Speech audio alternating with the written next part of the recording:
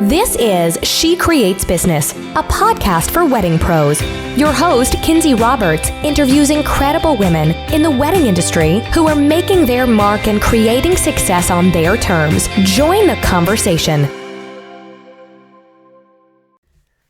Well, hey there and happy Thursday. Welcome to episode 48 of She Creates Business, a podcast for wedding pros. This is your host, Kinsey Roberts, and today I am joined by Sarah Pete Rizzi. Sarah is the owner of Sincerely Pete, a boutique wedding company based in Washington, D.C. that cultivates purposeful and beautiful weddings for equality-minded couples, as well as providing consulting and mentorship services to industry professionals. She is also the co-founder of Wanderlust Wedding Co, a destination travel and wedding planning company offering expertise in planning events all over the world. She also advises and serves as the director of sales and marketing for goodshuffle.com, which is an online event rental marketplace. Sarah is a 16-year veteran of the hospitality industry, and 13 of those years have been in weddings and a wide range of events. Sarah loves bringing together logistics and design, but more so to create events that are relationship-focused and personally curated to each couple and client. Sarah Pete loves being able to relate to people of all walks of life, including same-sex wedding couples who, like herself, want to see themselves more fully represented in the wedding industry. And as you may have guessed from that last sentence there, we are talking today about how we can reach and be more inclusive of LGBTQ couples, from everything in our wedding verbiage to our marketing materials to our contracts. It's actually a really great conversation, and I'm so happy to have this talk with Sarah. Her experience in the industry is wonderful. I could have talked to her for hours. And in addition to talking about how we can reach and be more inclusive, we're also talking about how she runs two businesses, plus serves the other company, Good Shuffle, and how she markets herself, all of her past experience, how in a marketing she believes in being yourself and having an authentic voice, and in digital marketing, and the groups that she's been a part of that have really helped her grow her business. It's such a fascinating, all-inclusive conversation, and thank you so much, Sarah, for being part of the She Creates Business podcast. It was really my pleasure to have you. As you may have guessed, this episode is brought to you by Podcasting for Creatives. This is my new course that launches on March 20th. Doors open on March 20th and class starts on March 27th. I cannot wait for the doors to open to this. It's something I have been working on for a couple of months now and just pouring my heart and soul to it. I have received countless messages, emails, Instagram DMs from people who are like, I have always wanted to start a podcast, and I finally just said to myself, you know what? You've been a longtime listener of podcasts. You've wanted to start one for over 2 years. You've been running the show for 7 months. Let's have a course about it, and let's get more podcasts out there with women's voices and with, passion projects. And so I'm so excited. You are going to learn how to create, publish, and grow your own podcast. If you are interested in that, or you know someone who might be, please head to bit.ly/Let's Podcast and sign up for the waiting list. I am opening it up first to that list, and that link again is bit.ly/Let's Podcast. It's also in the show notes. Without further ado, let's head to the interview with Sarah. Hey guys, welcome to She Creates Business, a podcast for wedding pros. This is your host, Kinsey Roberts, and today it is my great pleasure to welcome to the show Sarah Rizzi from Sincerely Pete and Wanderlust Wedding Company. Sarah, welcome to the show. Hi, Kinsey. I'm excited to be here. Good. I'm so glad to have you. And I should have asked this before we started recording, and I apologize. Did I say your last name correctly? Yeah, Rizzi. Rizzi, good. It's new to me too, so that's fine. Well, and I was going to say, I know you got married in Italy, so I was trying to be all fancy, and I was like, I'm sure it's just Rizzi. I don't know. Yeah, no, we're Jersey Italian. We're not Italian. Well, I gave everybody your professional bio there at the top of the show, but I would love for you to tell us in your own words, briefly tell us who you are and how you currently serve the wedding industry. Yeah, absolutely. So I'm based in Washington, D.C. I'm a wedding planner, and I like to say I have a heart for equality-minded events. I own Sincerely Pete, which is a wedding planning and consulting-based company here in D.C., and I am also the co-founder, as you said, of Wanderlust Wedding Co. with a travel agent partner. Her name is Heather Christopher. And we provide wedding planning and travel services to couples all over the world. Mm-hmm. And then additionally, I am the director of sales and marketing for a website called goodshuffle.com, which is an online event rental marketplace where you can shop like you do on Amazon, add things to a cart, tables, linens, chairs, whatever it is, and then check out online. So sort of have 3 hats in the ring. Wow, those are big hats too. I had no idea that you were a sales and marketing manager for that company. It's called goodshuffle.com. Yeah, Good Shuffle. Wow, Good Shuffle. That's really fascinating. So what do you do in that role then? So it's more of an advisory role. Mm-hmm. The guys, Andrew and Eric, who are the co-founders, are both tech guys, coders, user experience, graphic design kind of guys. And they sort of landed in the event industry and needed a little bit of professional guidance from the event standpoint. And so they brought me on, and I give them all kinds of advice on what appeals to wedding planners and how people shop for rentals and what a chafing dish is, like Absolutely. all the little things that you might not know if you're not in the industry. I would imagine if you're like coding or you're like Ruby on Rails, you're not like, oh yeah, chafing dish. Yeah, it was a really funny day one day in the office when Andrew was like, oh, did you mean lift top or roll top chafing dish? And I was like, oh, yes, you got it. We were getting so far. It's like, so my job is done here. Yeah, drop the mic. Yeah, exactly. Fly away, little birdies. I just trained you up. Yeah, exactly. Well, tell me then, how did you, I know that, in addition to your roles now, you've been working in the industry for over 13 years, and you really started kind of in the luxury hotel space and planning conferences and things of that nature. So could you tell me kind of that story, how you went from that position to owning your own business? Yeah, I can. It's not a short story by any means, but I'll try to run through it. Girl, we have time. Tell me everything. Awesome. So like I said, it's not a short story. I've been in the industry in hospitality for almost 16 years, with 13 of those years in weddings and a range of events. I definitely feel like all of those experiences have unknowingly been strategic steps that have gotten me to where I am. So I started in hospitality when I was 16 in restaurants as a hostess on the weekends. And then I got a summer job working at the front desk of a 4-star resort in Virginia Beach, which is where I grew up. I was a Navy brat.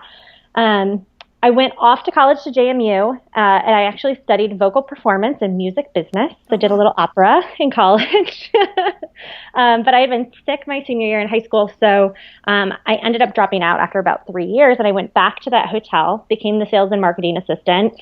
7 months in, the hotel decided to change their process from a situation where the sales managers were selling the client and then passing it to a services manager. And they changed to what's referred to as book and cook, which means the same manager books and also sees it through to the end. And both the managers quit that day. Oh my gosh. So I begged for the job at 21 years old and got it, and did 56 weddings my first year in that role. Didn't. Yes, I did. That is insane. So trial by fire, girl. Like that is how things work in this industry for a lot of the time. I feel like you invented that phrase with that year of your life. Yeah, it was crazy. Weddings. Wow. It was definitely crazy. And at 21 years old, where I didn't know much about weddings, Sure. My friends weren't married yet or anything like that. Right. But after that, I sort of switched gears. Did that for a couple of years. Switched gears and started with a third-party event management company that did military reunions. So World War II vets, Korean War vets, Vietnam vets.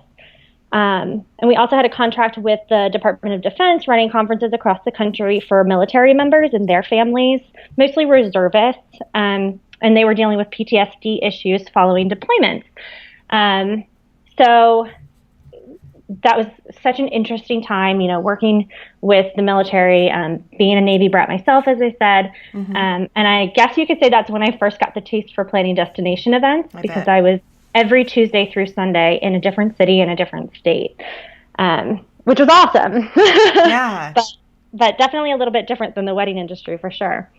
So after that, I moved to DC in 2010. And I took a job back in hotels, luxury hotels, at the historic Willard Intercontinental, which is downtown right next to the White House. I started in the group and conference services department and then moved over to weddings, which we always say the Willard wedding. And our nose is a little bit in the air. It's very... I mean, of course. Why not? Yeah, little really high-end kind of weddings. And I just found that the hotel business was probably a little too structured for me. Mm-hmm. You could say I have a bit of a problem with authority. So I decided to go back to school, studied organizational management, and I got an internship at a nonprofit. I was 28 years old, got an hourly paying internship at a nonprofit called Food and Friends, which is in Northeast DC. And I helped with fundraising and events there. After I graduated, through a series of connections, I guess, I met the owner of a political website development company who has this incredible space downtown, and they wanted to entertain their clients, but they also wanted to rent out that space. Mm-hmm. And so they needed help figuring out really how to do that. So I went in and I designed that space. I named it. It's called The Loft at 600F. Put all their sales processes and procedures into place and got it off the ground. We were earning, 200, 400% month over month. And then I turned it back over to the owner to run it. And that was awesome. That was such a fun, incredible experience. Yes. I had never done that. And I was like, I am going to do this. And then it worked and it was amazing. I bet that felt great. Yeah. And it's a testament, I think, to the entrepreneurial spirit. And I know anybody who's ever I have this idea and I've never done it before, but I think I want to, and I think I can. And then you just see it happen and it just feels really good. So let's see. So what came after that? Yes, so we're almost there. I started working with a luxury wedding planning company called Strawberry Milk Events. The owner, Julie Savage, is amazing. She was based out of Baltimore at the time. Now she's in Alexandria, Virginia, and she does just stunning luxury weddings with budgets really in the over $150,000 mark. Mm-hmm. So I learned a lot from her. She's such a talented designer. She's so creative. And that's not, I come from that military hotel procedural background, logistics. So it was a really great experience. She designed the Knot Gala this year in New York City. Oh, wow. Yeah. That's incredible. So, absolutely amazing designer. And I just, adored working with her. And at the same time, I started working with another really awesome entrepreneur and a small business owner, Virginia Arasueno, who owns a knitwear company called Donata. And she has this gorgeous studio space in a really cool building that's just full of independent artists. And so we rented out her studio space, and I helped her run a local market called the DC Meat Market, which is MEET meat, not MEAT. I was like, oh, okay. A little, yeah, it could go two ways there. And then Virginia's husband is an amazing artist himself. His name is Kelly Tolles, and he is a graffiti artist. So I helped do PR and helped him run his show in an event space that was called Hierarchy at the time, which is in Adams Morgan here in DC. And while we were planning that show, I met the owners of this space who also own a few restaurants in DC, including one in Georgetown called Malmaison. And they were hoping to really build up their events program. So sort of like I did with the Loft at 600F, I came on board with them, developed their events program, and was lucky enough to work alongside a 2-star Michelin chef. And then, so close, my last quote-unquote corporate stop was at Sequoia, which is a restaurant on the waterfront in Georgetown, D.C. Okay. And then through a series of what we'll call unfortunate HR events, I left that job at the beginning of November 2015. And 2 days later, I launched my website, and Sincerely Pete was a real thing. Wow. Okay, so I have to ask,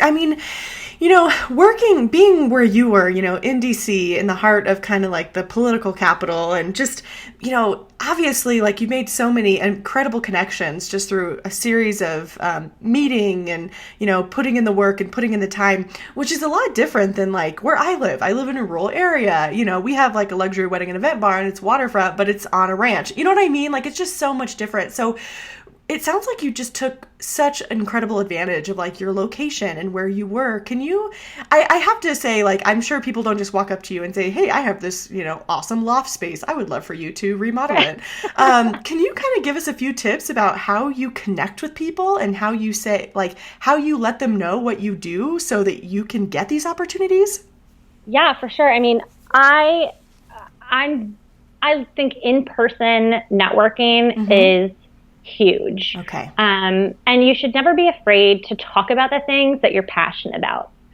So when you are out and about. Like my friends joke all the time. We're at a winery a couple weeks ago, and we saw this couple taking a selfie, and they looked really, really happy. And I walked up to them and I said, "Did you just get engaged?" And they were like, "Yes." And I was like, "Here's my business card."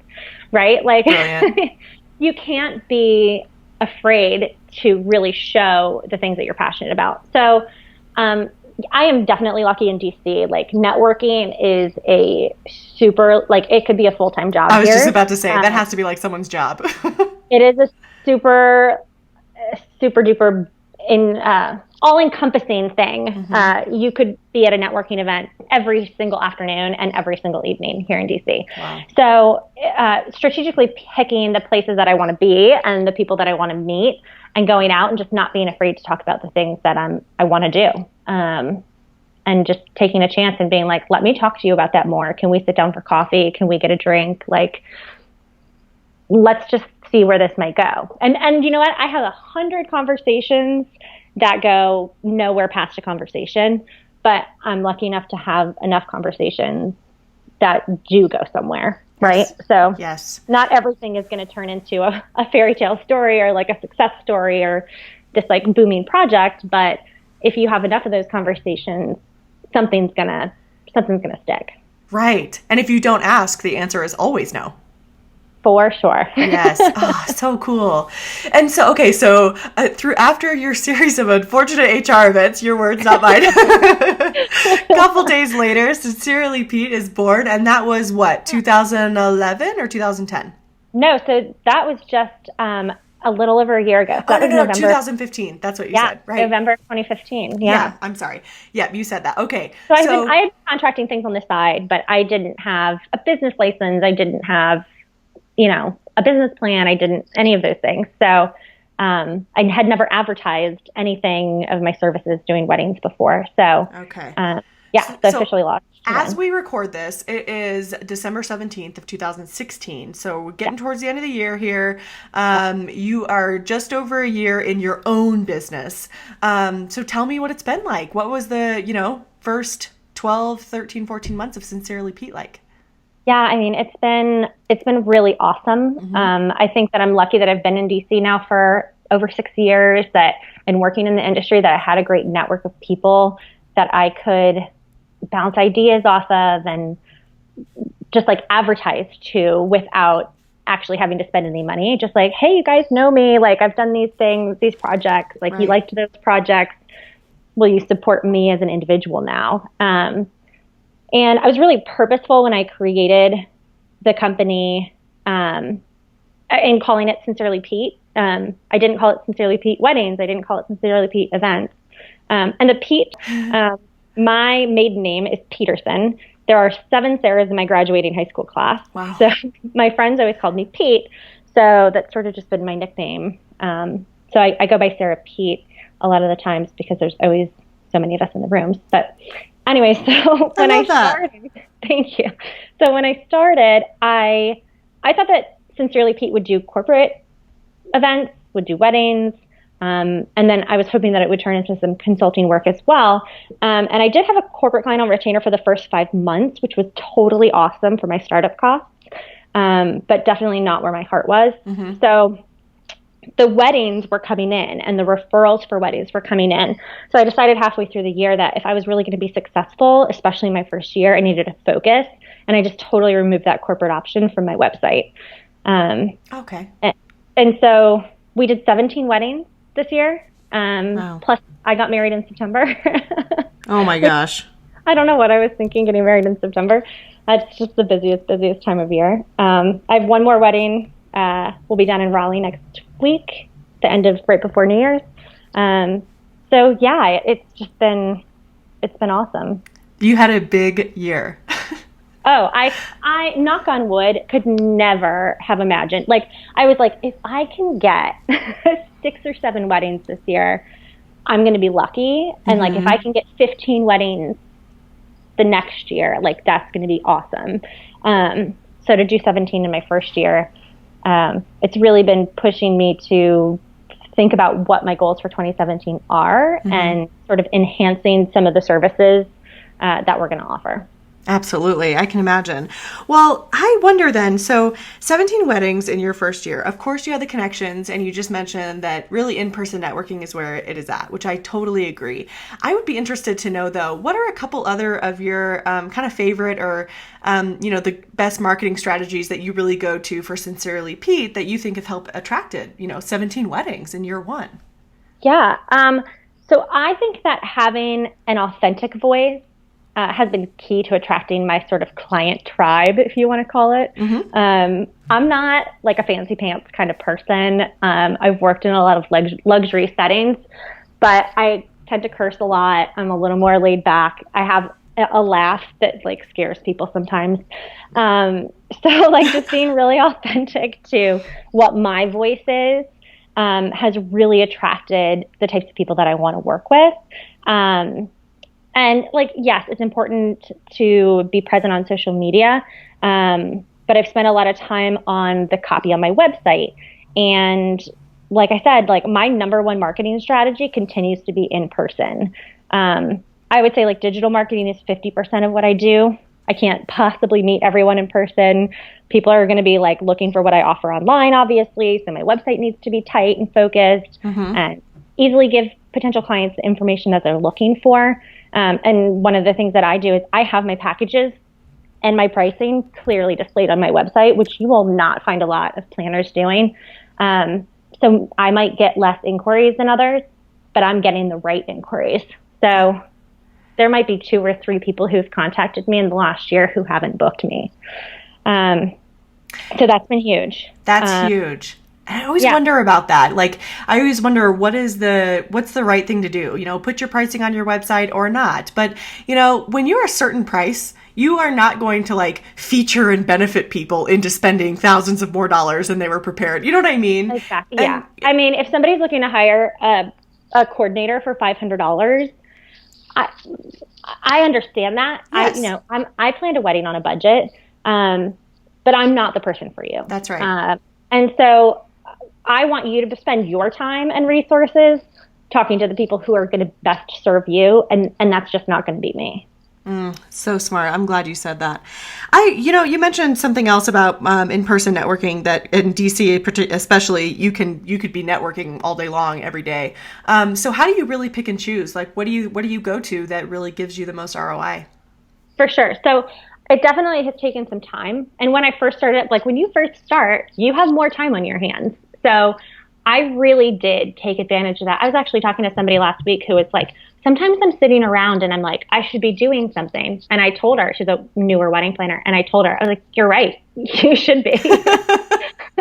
Like there's going to be a time where you don't have the opportunity to like sit and watch TV or, like that's going to happen. But that's only going to happen if you're taking advantage of the time that you are given now. So I definitely went to all of the different, industry events and things like that. And I've focused in on a few that I always go to. So I belong to a BNI networking group, which is Business Networking International. Mm-hmm. It's a franchise group. They're all over the world. I pay to belong to that group. But we meet every single week. It includes all different business industries. There's realtors, there's photographers, there's, name it, and there's a person that does that job. Mm-hmm. And it's a referral-based system. So I invested a pretty large amount of money to be a member, and I have gotten a return on my investment. I mean, I booked my biggest wedding out of that group. So probably 5 or 6 times what my investment is I've gotten back from that. Wow. I also participate in Rising Tide Society. Mm-hmm. I like the mentorship opportunities for me. I like to speak within those groups to talk to people who are up and coming, and you meet new people who are really passionate about what they're doing. So I love that. And then I know you're a member as well, but Savvy Business Owners, love the meetups. Heather Crabtree's group is amazing. Yes. There's so many smart, like when I say smart, it just like doesn't even begin to encompass how I feel about some of these women. So, I take time to invest in that. And then I also belong to the National Gay and Lesbian Chamber of Commerce, mm-hmm. and the Capital Area Gay and Lesbian Chamber of Commerce. just to connect with sort of like I call it my people, but like it's important to support people who are in similar walks of life than you. And as a gay woman, I want to connect with business owners who are maybe struggling with some of the same things that I do from that standpoint. So, absolutely. So that's one of the ones that I definitely invest in as well. Absolutely. Well, so when you invest, since you're investing in all of these different groups, have you found that, have you found that kind of being consistent is what is key? You've booked, you more than tripled or what have you, your BNI investment. I would imagine that kind of consistency is key, especially when that's not a small amount of groups. That's, 4 or 5 groups that you're actively participating in.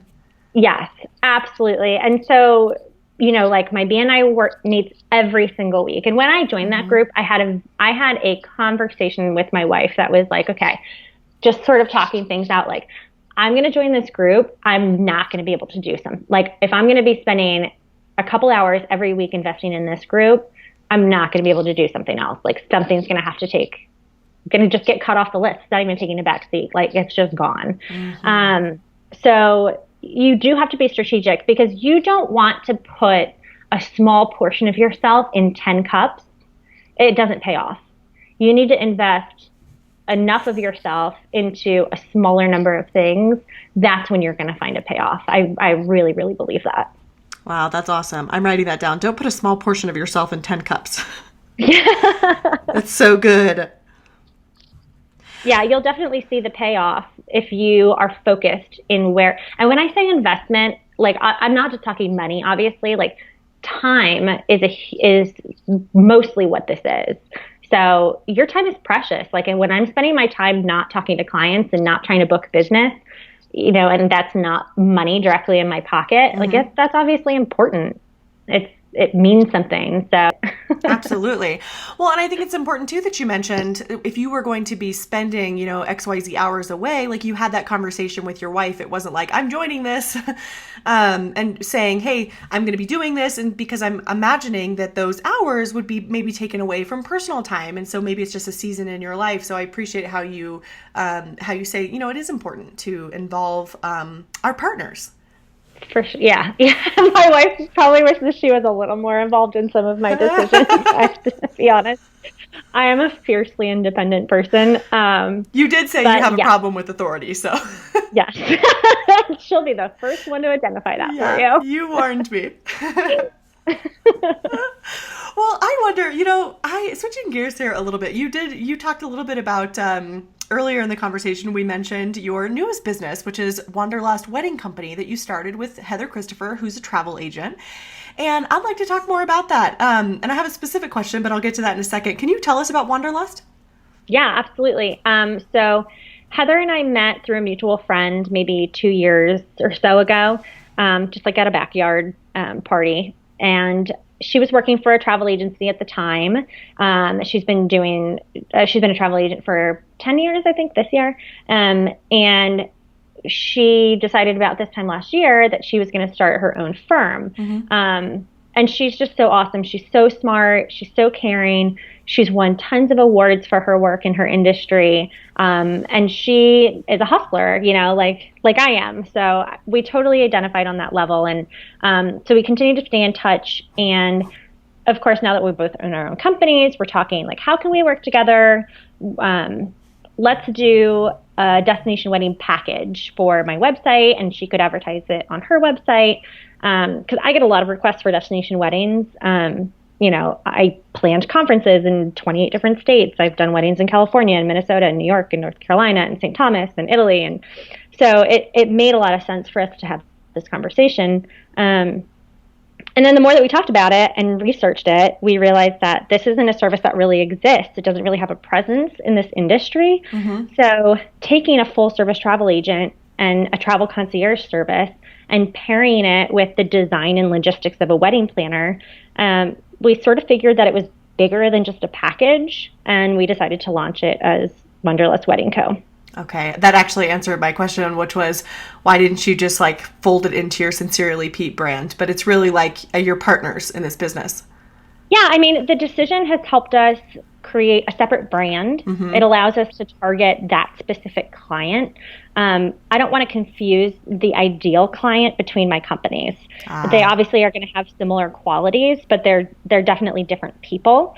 So by separating it allows us to be specific in the voice that we're using to talk to that person via social media and whatever other environments.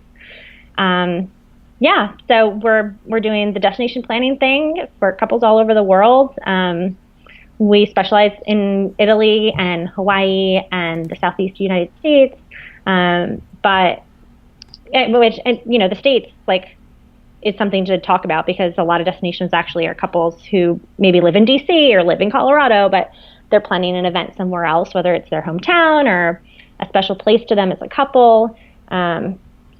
All those kinds of destinations, and Heather helps with all the travel and the transportation and group excursions. And she acts as a travel concierge throughout the process. She has a really awesome website that guests can go to book their travel and get all that information. And then I do all the wedding things that I would for my regular wedding clients, the vendor curation, event design, timeline assistance, budget guidance, all those things. Do you find that in destination weddings that I'm interested in like the size of destination weddings. Do you find that they're more like a boutique size, or are they like hundreds and hundreds of people? Is it all over the map? It is all over the map, okay. Just like any other wedding. Okay. So like I got married in Italy in September. We had 25 people at my wedding, which like for me was just perfect. It was exactly what I had imagined. But we're doing a wedding in Puerto Rico later this year, and they're going to have 100 people. And I did a wedding in New York, then it was 250 people, and so it's all over the map for sure. Can I ask you something about pricing destination weddings, like you personally? Yeah. When you do destination weddings, how do you price those? Like, what do your packages look like? Do you fold in all of your travel and everything? Because do you have to visit the sites more than once or before the actual wedding? Kind of tell me about that. So I will talk to my clients when we do a consultation. So I'll do a complimentary consultation with all my clients. And if they've decided that they want to book, we look more specifically at what those travel expenses are. So my package is package price plus travel costs. Okay. And then it also is a conversation about, do we need to go there before? Do we need to do a site visit beforehand? And if so, what's that expense going to look like? So sometimes sometimes I don't think it's necessary to actually go in advance. As long as I'm getting there a couple days early, I'm actually comfortable not having done a site visit, depending on where it is. So it's a conversation, and I work that out with my client, and then that becomes part of the contract. And it's the same sort of thing with like an assistant. So in my regular wedding contracts, I require an assistant. For destination weddings, it's a conversation about whether an assistant is going to be necessary. And obviously there's a lot of logistics that go into that, including event size and is a ceremony and reception in the same location or whatever that might be. So all of those travel expenses are additional to the standard package. Okay, smart. That makes total sense. I mean, travel to Italy is so different than travel to Puerto Rico. Oh, sure.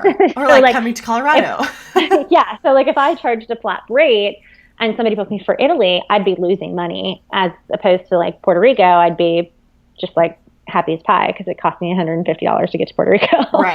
Right. Makes so much sense. Yeah. Well, tell me, okay, let's talk about, switching gears here as we kind of wind down the interview. I would love to talk about your passion and your education and outreach for the LGBTQ community. You, like I said, you educate for that. You are passionate about kind of communicating to other wedding vendors, how they can better serve those couples. Tell me how you kind of communicate your message to other wedding vendors, so that we can better serve those couples. Yeah, it's definitely something that I'm passionate about. I mean, like when I started in the industry 13 years ago, I mean, I wasn't even allowed, I wasn't allowed to get married. So I was a part of this culture, this wedding culture that I now am, trying to educate people on. So, as a gay woman in the industry, I'm constantly hearing and running into things that make me feel like I don't belong. And I talk to a lot of vendors who tell me that like they're same-sex wedding friendly and they want to advertise that, but they haven't done an LGBTQ wedding. So how do they do that? So I always say that it starts with language. Are you targeting the bride? Are you using the term bridal? Does your contract form say bride's name and groom's name? That language isn't inclusive, and it makes me feel like if I call you, you're going to assume I'm marrying a man, and I'm not. And I don't want to have to come out to you, right? Like I've already had that battle. I've already had to come out to my mom. I've already had to come out to my dad. I don't want to have to come out to all my wedding vendors. And I think it's a really hard aspect of the wedding planning process for a lot of LGBTQ couples, this feeling that they have to come out over and over and over again to their vendors. So for me, just some basic tips are like use the word partner, wedding party, wedding couple, wedding suite. Catherine Ham, the founder of gayweddings.com, we've had several conversations, and I love her. She's on a mission to remove the word bridal from the wedding industry. No more bridal suites, no more bridal parties. Even if a wedding has two women marrying each other, they might not both identify as brides. Just this morning on Instagram, I saw a venue who posted, "Our bridal suite is awaiting our next bride," and I just cringed because, like, if Nicole had read that, she would have been like, "Well, I want to hang out in a cool suite, but I don't want to hang out in the bridal suite," So, yeah, and then just a little soapboxy, I guess, is another thing that I'll just say about the topic of wanting to serve same-sex couples. I have very specifically branded as an equality-minded wedding planner. I'm not a gay wedding planner. I mean, I am actually a gay wedding planner, but I'm not a same-sex wedding planner or queer wedding planner or whatever you want to say. I serve a lot of interracial couples. I serve a lot of opposite-sex couples who simply want to enter into their marriage as in an equality-minded way. So not this like patriarchal, old world, man is the head of the relationship sort of thing. And so I sort of encourage people, step back and look at it from that standpoint. Like, quick story, I had a styled shoot that I was putting together that's now completed. It'll be published next March, but it included 3 interracial couples, 1 gay couple, 1 lesbian couple, 1 straight couple. And I was talking to an artist about participating in the shoot, and part of the agreement is that you're going to promote the shoot and acknowledge the vendors afterwards for use of the photos. Right. And she said she was willing to provide her work for the shoot, but she would never publish any of the photos because she doesn't believe in same-sex weddings because of her religion, and she wasn't going to promote the work. So we obviously didn't use her in the shoot. But what I brought away from that was that she's saying, I'm happy to take money from LGBTQ people, but I don't think that you should have the same rights as me. So while I don't think that there are... Oh, so she was going to get paid for that. Right. Like she's happy to have a gay couple purchase her work and use it in her wedding, but she would never post a picture of that wedding on her website or her Instagram. Okay. So she's going to take their money, but she doesn't actually think they should be allowed to get married. I see. So when you sort of step back a little bit and look at it from this perspective of vendors who say, I want to serve more LGBTQ couples, I just encourage people to just take a step to be inclusive, but don't make the message or the mission to take LGBTQ money. Do you know what I'm saying? Like, sure, all absolutely. money is good when it's in my pocket, right? Like, all money is good. All the money in my pocket, so good. It doesn't matter if I book all straight couples next year. That's awesome. But all those couples are going to be equality minded and are going to be thrilled that I was allowed to legally marry my wife and are looking to form a partnership to support each other for the rest of their lives. So for somebody to say that they want to focus on getting more LGBTQ business, I would just encourage them on just like celebrating that in their lives in general and just being accepting and supportive, and that like that will come to you. That makes sense. No, it makes absolute sense. I think it really goes back to what you said about using your authentic voice. It's not really about, I don't think it's really about saying like, I want more LGBTQ business, like more money. But it's just saying like being like you branded your business, being equality minded overall and just in your everyday life. And that will come through in your business as well. For sure. Yeah. Well, tell me, how do you like to educate wedding vendors about this topic? You mentioned to me that you like to do outreach, and I wonder if you do educate like in Rising Tide Society. Can you kind of tell me about that part? Yeah, I mean, a lot of what I'm doing currently and what I have been doing has been local and a lot of one-on-one coaching where vendors will approach me because they hear my message in the groups that I belong to and when I'm out and about and things like that. And they'll ask me, can we set up a meeting and sort of talk about if I'm making the right steps to be an inclusive business. Oh, smart. And that's like, I always tell people, don't be afraid to ask if you don't know, right? Like gay marriage is new. It's still really new for a lot of people. And I understand that as a gay woman. I understand that as a wedding planner. So if you're working with a same-sex couple or a queer couple of some sort and you're not comfortable asking the question to the couple themselves about something that you might think is a dumb question or a sensitive topic, I just encourage people to reach out to somebody like myself or resources like gayweddings.com or my friend Bernadette Smith has something called the Gay Wedding Institute. Look for those resources and just ask. Like, we're happy to have a conversation. And just like I tell all my couples when they start planning their weddings, like there are no dumb questions. If you haven't done it before, I can't judge you for wanting to educate yourself.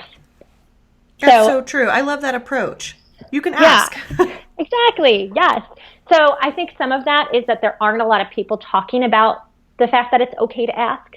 And there's not a lot of resources out there. So in 2017, I'm working on some webinars and some other sorts of materials that are going to just sort of help spread that message even further. Excellent. Thank you for sharing that. Yeah, absolutely. I wonder, okay, so as we wrap up here, I love these questions and I'm really interested in your answers because you are busy, my friend. So I gotta ask, could you tell me the tools that you use to manage, both of your businesses and your outreach, all of the projects you have going on? Yeah, so, oh man. I am currently automation obsessed. Yes. Process obsessed. So my current tool is that I hired a marketing manager. I have Elise Crawford with Ringlet Studio, who I know has been on your show. Yes, love her. Helping me. And so I'm at a place in my business where like delegation is where it's at. And it's hard because it's also a process, like definitely a bit of a control freak. So I know that doesn't happen overnight. But if I'm focusing on things that might be essential but aren't directly supporting my clients or my potential clients, I'm not making money and I'm probably annoyed and I'm not a pleasant person to be around. So delegating those sorts of things has been huge for me. One of the things that Elise had introduced me to was Sprout Social, which is a social media management tool. I did my free trial. She uses it, so I didn't sign up for a full account, but I loved it. It was great for engagement. I really felt like I was like talking to the people who were leaving me messages on my Facebook and my Instagram, and so that felt really good. And then I started using 17 Hats recently. I've used Honeybook in the past, and I'm really looking forward to just getting a better grasp on how to make those sorts of services work for me as well. Right. I feel like there's a lot of setup time with those. They are awesome, and they do put automation kind of at the forefront, but you still need to have kind of those back end like contracts, all of that. And, if you do want automation, you already need to have those emails written, all of that kind of stuff. All good things take work. That's right. That's exactly right.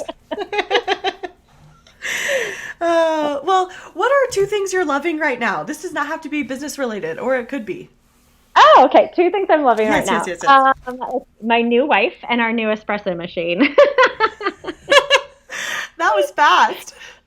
Yeah, I'm so obsessed with my espresso machine. We came back from Italy and Nicole immediately purchased one, and it was like such a great thing.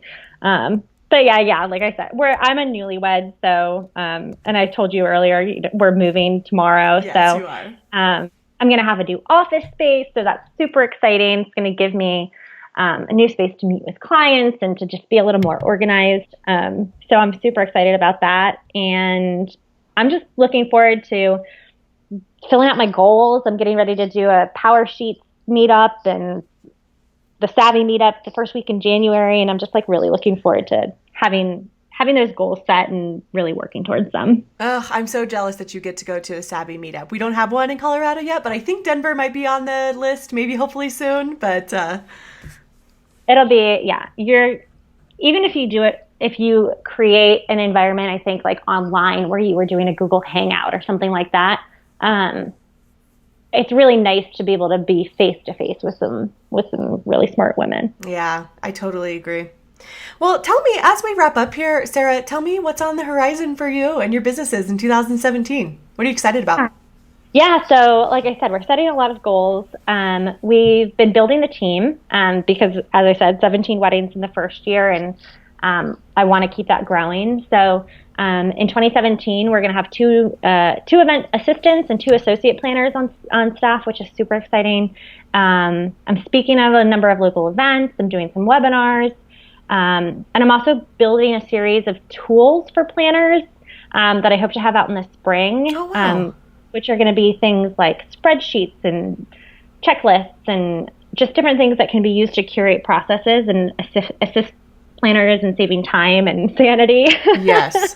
So I hope to have that out in the spring. And yeah, so if listeners just, want to follow me along on Instagram or Facebook, we'll definitely let you know when those things happen. And you're Sincerely Pete everywhere, right? Yeah, on the all the media. I'm Sincerely Pete, and then we're Wanderlust, Wanderlust Wed Co. And I will have all of these in the show notes for everybody listening. I'll put these in the show notes for you so you could just head over there and so you can just tap your podcast player and click full show notes. You can see everything that Sarah mentioned today. So many great tools, so many great resources, awesome websites, just an incredible episode. Sarah, thank you so much for being here today. It was really a pleasure to have you and learn from you. Thank you so much, Kinsey. I just adore what you're doing for the industry. I'm binge listening to all of the podcasts, and I just think it's fantastic. So thank you as well. You are so welcome. And I imagine that you and I will be talking again soon. Maybe not for the podcast, but I feel like we're fast friends. So love it. Yes. Awesome. All right. Bye, Sarah. See you later, girl. Bye. Thank you so much for listening to She Creates Business. Please take a minute and head to iTunes to leave an honest review so we can help more wedding pros find the show.